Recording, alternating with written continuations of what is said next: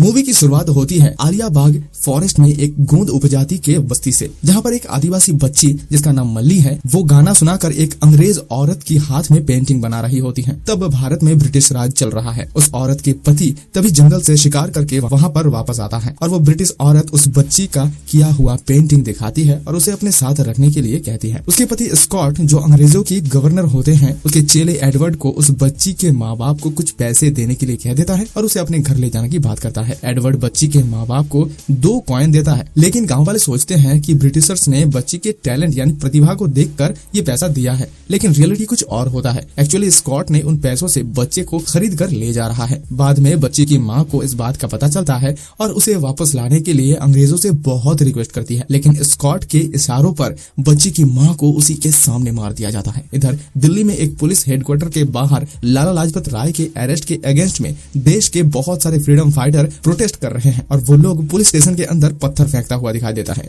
उनमें से एक पत्थर पुलिस स्टेशन की दीवार में टंगा हुआ ब्रिटिश किंग 5th जॉर्ज की तस्वीर में लगता है और वो टूट जाता है। इससे वहाँ मौजूद ब्रिटिश कमांडर काफी गुस्सा हो जाता है। जिसने उस पत्थर को फेंका है उसे जिंदा पकड़कर सामने लाने का ऑर्डर देता है, लेकिन उस दंगे को देखकर, भारी भरकम लोगों को देखकर कोई भी आगे जाने की हिम्मत नहीं करता। तभी एंट्री होता है अल्लूरी सीताराम राजू यानी रामचरण की। वो ब्रिटिश पुलिस में नौकरी करता है और उसी चेक पोस्ट में ड्यूटी कर रहा होता है। सीताराम कमांडर के आदेश को सुनते ही उस आदमी को पकड़ने के लिए भीड़ में उतर जाता है। वहाँ पर सीताराम एके राम के साथ बाकी संग्रामी के बीच काफी धुआंधार फाइटिंग होता है। राम अपने वीरता को दिखाते हुए अकेले ही सबसे लड़ पड़ता है और पत्थर फेंकने वाले को ढूंढकर कमांडर के पास लेकर आता है। उसके वीरता को देखकर कमांडर भी काफी हैरान रह जाता है। इतना सब कुछ के बाद भी राम को स्पेशल ऑफिसर नहीं बनाया जाता है। इससे राम काफी निराश होता है क्योंकि उसका मकसद था कि वो स्पेशल ऑफिसर बने। इसके पीछे जो रीजन है वो आपको बाद में पता चल जाएगा। इधर गवर्नर स्कॉट के असिस्टेंट एडवर्ड के पास उस स्टेट के स्पेशल एडवाइजर आके बताते हैं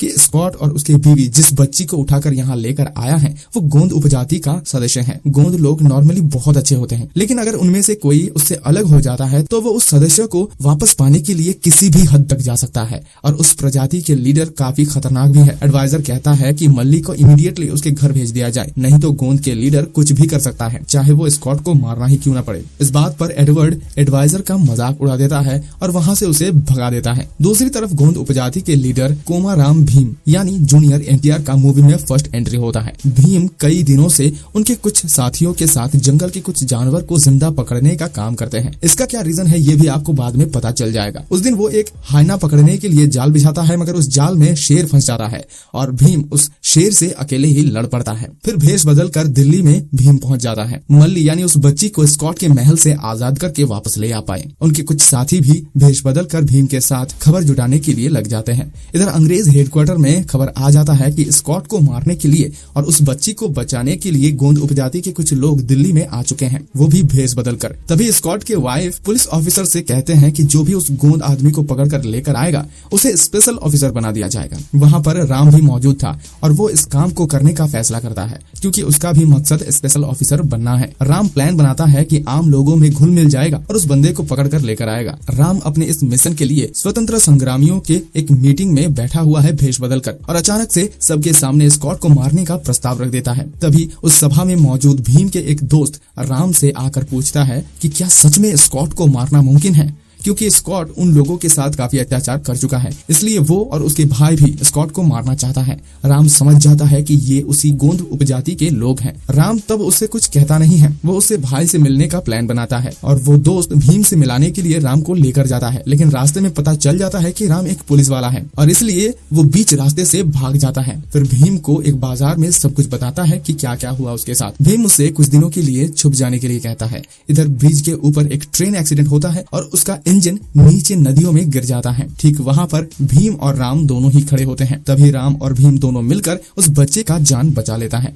इस मिशन के दौरान राम और भीम बहुत करीबी दोस्त बन जाते हैं, लेकिन वो एक दूसरे को असली परिचय नहीं बताते हैं। भीम को एक दिन स्कॉट के महल के बाहर एक अंग्रेज लड़की दिखाई देती है जिसका नाम जेनिफर है। भीम उससे दोस्ती करना चाहता है क्योंकि उसे वो बहुत पसंद आया है और वो स्कॉट की भतीजी भी है, जिसके मदद से वो स्कॉट के महल में जा भी सकता है। राम को पता चला कि भीम काफी दिनों से जेनी से मिलने की कोशिश कर रहा है। एक दिन राम जेनी के गाड़ी के आगे कुछ कीले बिछा देता है जिससे जेनी का कार पंचर हो जाता है और चालाकी से भीम के साथ बाइक में जेनी को मार्केट भेज देता है। मार्केट में जेनी और भीम की दोस्ती भी काफी गहरा हो जाता है।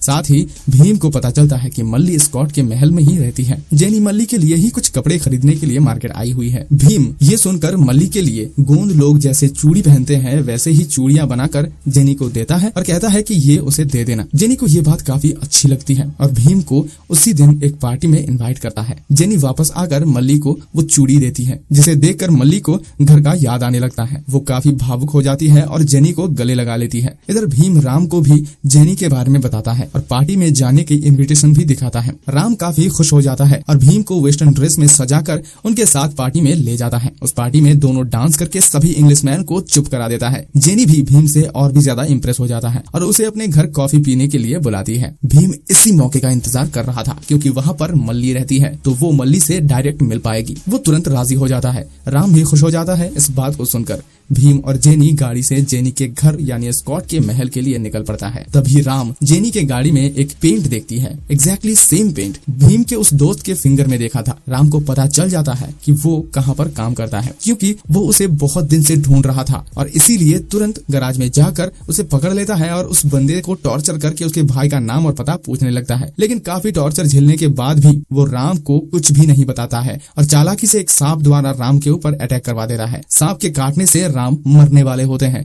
इसलिए वो आखिरी बार अपनी गर्लफ्रेंड सीता यानी आलिया भट्ट को याद कर रहा है और अपने दोस्त भीम को आखिरी बार देखने के लिए उसी हालत में निकल पड़ता है स्कॉट के महल की तरफ। भीम को जेनी से बातों बातों में पता चल जाता है कि स्कॉट आज वापस आने वाला है और इसी के बाद भीम मल्ली को देख पाता है और मल्ली से मिलकर वादा करता है कि वो आज रात उसे छुड़ाने के लिए वापस आएगा। और यही बात भीम अपने दोस्तों को जाकर भी बता देता है। आज रात जब स्कॉट वापस आएगा तब वो लोग हमला करके मल्ली को छुड़ा कर लेकर जाएगा। वो सभी हमला करने के लिए निकलने ही वाले थे कि तभी रास्ते में राम मिल जाता है।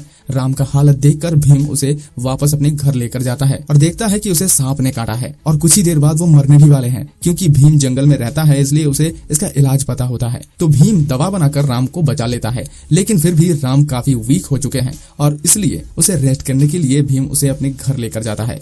ट्रीटमेंट के दौरान भीम एक बार शिवजी के मंदिर में दुआ मांगने गया हुआ था। ऐसे ही 2-4 चीजों को देखकर राम को उस हालत में भी भीम के ऊपर शक होने लगता है क्योंकि उसे भीम की असली पहचान नहीं पता था। थोड़ी देर बाद भीम खुद ही राम को सब कुछ सच सच बता देता है क्योंकि रेस्क्यू मिशन के दौरान उसका मौत भी हो सकता है और शायद वो दोनों दोबारा एक साथ ना मिल पाए। इसलिए भीम ने अपने परिचय और यहाँ आने का वजह उसे सब बता देता है। इधर राम को भी काफी बुरा लगता है क्योंकि जिसको वो इतने दिनों से ढूंढ रहा था अरेस्ट करने के लिए वो उसका सबसे करीबी दोस्त निकला। इसके बाद भीम अपने साथियों को लेकर स्कॉट के महल में कई सारे जंगली जानवर के साथ एंट्री मारता है। उस जंगली जानवर को वहाँ पर मौजूद गार्ड्स पर छोड़ देता है ताकि गार्ड से बिना लड़े ही मल्ली को आजाद करके वहां से ले जा सके। दोस्तों भीम के फर्स्ट एंट्री में ही हमने आपको बताया था कि भीम जंगली जानवरों को पकड़ रहा होता है तो यहाँ आपको समझ आ चुका होगा कि जंगली जानवरों को वेपन की तरह इस्तेमाल करता है भीम। और ठीक ऐसे ही मौके पर वहाँ राम भी पहुंच जाता है। तब भीम को पहली बार पता चलता है कि राम एक पुलिस ऑफिसर है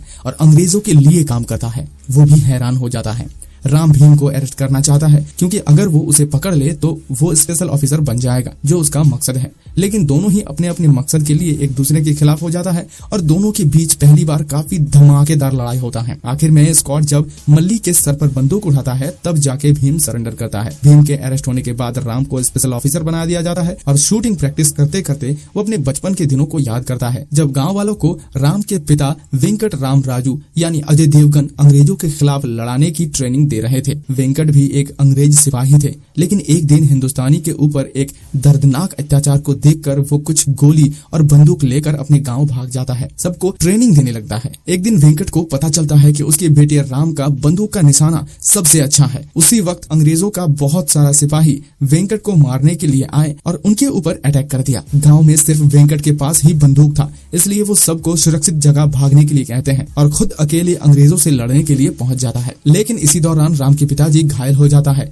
और ये देखकर राम अपने पिताजी की हेल्प करने के लिए वहाँ पहुँच जाता है। इसी बीच राम की माँ और छोटे भाई का डेथ हो जाता है। राम इसको झेल नहीं पाता है और अपने निशानों से एक एक करके सभी अंग्रेजों को मारने लगता है। लेकिन आखिर में वेंकट अपने बेटे से कहता है कि वो अपनी जान कुर्बान करने जा रहा है, लेकिन राम को ध्यान में रखना होगा कि उस गांव और हिंदुस्तान के हर व्यक्ति के हाथ में हथियार होना चाहिए, तभी इस देश को आजादी मिलेगी। फिर वेंकट अपने आप को ब्रिटिश सेना के पास ले जाता है और डायनामाइट से अपने आप को और पूरे ब्रिटिश सेना को उड़ा देता है। तो यहाँ से पता चल जाता है कि राम क्यों स्पेशल ऑफिसर बनना चाहता है, क्योंकि ब्रिटिश गन्स और बुलेट्स की सप्लाई स्पेशल ऑफिसर्स के हाथ में होता है। इसलिए वो इतने दिनों से ब्रिटिश ऑफिस में काम करता है ताकि सही मौके मिलने पर वो अपना टारगेट पूरा कर सके। इसके बाद भीम को सबके सामने जुल्म कबूल करने के लिए राम को आदेश दिया जाता है, लेकिन बहुत कोशिश करने के बाद भी भीम कुछ नहीं कहता। भीम के इस जवाब को देखकर वहाँ पर मौजूद सभी भारतीय में अलग जोश भर देता है। इसका इफेक्ट राम के ऊपर भी पड़ता है, आखिर वो भी एक भारतीय ही है और अंग्रेजों के आगे सर झुकाना वो भी नहीं चाहता। बाद में भीम को फांसी का सजा सुनाया जाता है, मगर राम उसे नदी के पार मल्ली के सामने उसे फांसी देने की बात स्कॉट को कहता है ताकि मल्ली को बचाने के लिए दोबारा कोई न आ सके। लेकिन राम ये सब इसलिए करता है ताकि वो मल्ली और भीम को एक साथ बचा सके। राम जाकर सभी गार्ड्स के बंदूक छुपाकर उसे बिगाड़ देता है ताकि कोई भी फायर ना कर सके, और होता भी ऐसा ही है। राम अकेले वहाँ पर मौजूद सभी अंग्रेजों से लड़कर भीम और मल्ली को आजाद कर देता है, लेकिन भीम को रियलिटी का पता नहीं होता है, तो उसे लगता है कि राम फिर से मल्ली और उसे पकड़ लेगा। इसलिए उसे घायल हालत पर छोड़कर मल्ली को लेकर वहां से भाग जाता है। स्कॉट बाकी सिपाही को लेकर राम को पकड़ लेता है और बिना खाना पानी देकर जेल में कैद कर देता है और फिर कुछ दिन बाद उसे जमीन के नीचे सेल्यूलर जेल में शिफ्ट कर देता है। इधर मल्ली और भीम के खोज में पुलिस चारों ओर उसे ढूंढ रहा है और भीम के सर पर इनाम भी घोषित कर दिया है। एक दिन भीम मल्ली और कुछ साथी के साथ एक घर में बैठा होता है, तभी पुलिस वहां पर उसे ढूंढने के लिए आता है। तभी कोइंसिडेंटली राम की गर्लफ्रेंड सीता यानी आलिया भट्ट वहां पर मौजूद हो जाती है और उस घर में सबका स्मॉल पॉक्स हुआ है ये बोलकर अंग्रेजों को वहां से भगा देता है। भीम और सीता दोनों के बातों बातों में पता चल जाता है कि सीता राम की होने वाली वाइफ है और राम उसे चिट्ठी लिखकर भीम और मल्ली के बारे में बताता है और उन्हें मदद करने के लिए कहता है। सीता भीम को राम की पूरी हिस्ट्री सुनाती है, जिससे भीम की गलतफहमी दूर हो जाता है और उसे पता चल जाता है कि राम ने असल में उसका मदद किया था। भीम को पता चल जाता है कि राम को कैद करके रखा गया है और 2 दिन बाद उसका फांसी भी होने वाला है। भीम तुरंत राम को रेस्क्यू करने वहां पर पहुंच जाता है और राम उसे घायल हालत में एक सेलुलर जेल में मिलता है। भीम उस सेल को तोड़कर राम को वहां से रेस्क्यू करके अपने कंधे पर उठाकर जंगल की ओर भागने लगता है। तभी स्कॉट के असिस्टेंट एडवर्ड वहां पर पहुंच जाता है और पूरी बात स्कॉट को बताता है। स्कॉट उन दोनों को ढूंढकर मार देने का आदेश देता है। एडवर्ड वहां पर मौजूद पूरी सेना को लेकर दोनों को मारने के लिए जंगल में जाता है। जब एडवर्ड को वो दोनों मिलता है तो दोनों में काफी खतरनाक फाइटिंग होता है। एडवर्ड समेत सबको वहां पर मार गिराता है और स्कॉट को मारने के लिए उसके महल की तरफ बढ़ता है। स्कॉट भी महल के छत से उनके ऊपर आक्रमण करता है, लेकिन आखिर में दोनों मिलकर स्कॉट के वाइफ और वहां मौजूद सभी ब्रिटिश सेना को मार गिराता है और आखिर में स्कॉट को भी मार देता है। फिर दोनों अपने अपने चाहने वाले और दोस्तों के साथ वापस आ जाता है और साथ में ढेर सारा बंदूक, ग्रेनेड्स और बुलेट भी लेकर आता है, जो भारत के आगे क्रांति में काम आएगा। और इसी गेट टुगेदर के साथ ये मूवी खत्म होता है। दोस्तों, अगर आपको मूवी का एक्सप्लेनेशन अच्छा लगा, आप भी अगर इस एक्सप्लेनेशन से इस मूवी से कनेक्ट हो पाए तो हमारे इस वीडियो में प्यार दिखाइए, लाइक कीजिए, शेयर कीजिए, कमेंट कीजिए और ऐसे ही एक्सप्लेनेशन वीडियो पाने के लिए हमारे चैनल इंडियन मिरर को सब्सक्राइब